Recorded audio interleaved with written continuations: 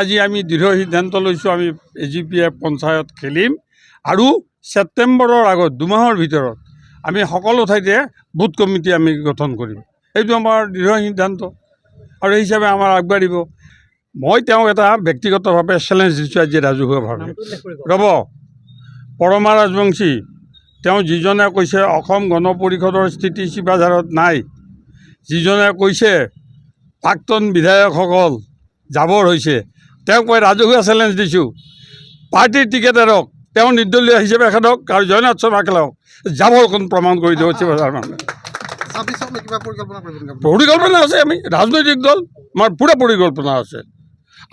আমি কেন্দ্ৰীয় কমিটি যি ধৰণে এলায়েন্স কৰিব সেই এলায়েন্সত আমি আগবাঢ়ি যাম আৰু শিপাঝাৰ মঙলদৈৰ ভিতৰত যিকোনো এটা চিট আমাক দিব লাগিব বুলি এইটো আমাৰ দাবী।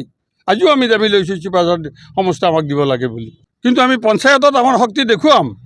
পঞ্চায়তত যদি আমাৰ শক্তি বেছি হয় তেনেহ'লে আমি 26ত ইলেকশ্যন কিয় নেখেলিম? পঞ্চায়ত এইবাৰ বিজেপিয়ে কি কাৰণত তেওঁলোকে কৈছে যে আমি এইবাৰ নিজৰ স্বতন্ত্ৰীয়ভাৱে ইলেকশ্যন খেলিম, তেওঁলোকে প্ৰমাণ চাব খুজিছে কোন সমষ্টিত কোন দলৰ কিমান শক্তি। আমি এতিয়া শক্তি দেখুৱাবলৈ সিদ্ধান্ত লৈছোঁ। আৰে গোটেই বিজেপিৰ কোন কৰ্মী আছে? বিজেপিৰ কোনো কৰ্মী নাই, চব AGPবিলাক আছে। আকৌ জয়নাথ শৰ্মা আহিলে আকৌ ঘূৰি আহিব আমাৰ তাত। তেওঁলোক অৰিজিনেল আমাৰ মানুহে, আমি ধাৰত পঠাইছোঁ তেওঁলোকক। আমাৰ মানুহৰ ওপৰত তেওঁলোকে দবদবাই আছে। কিন্তু মই তেওঁলোকক কৈছোঁ, আমাৰ চব পুৰণি কৰ্মীক আজি ফোন মাৰি আছোঁ 1 মাহ যে আহা ওলাই আকৌ যাওঁ আমি।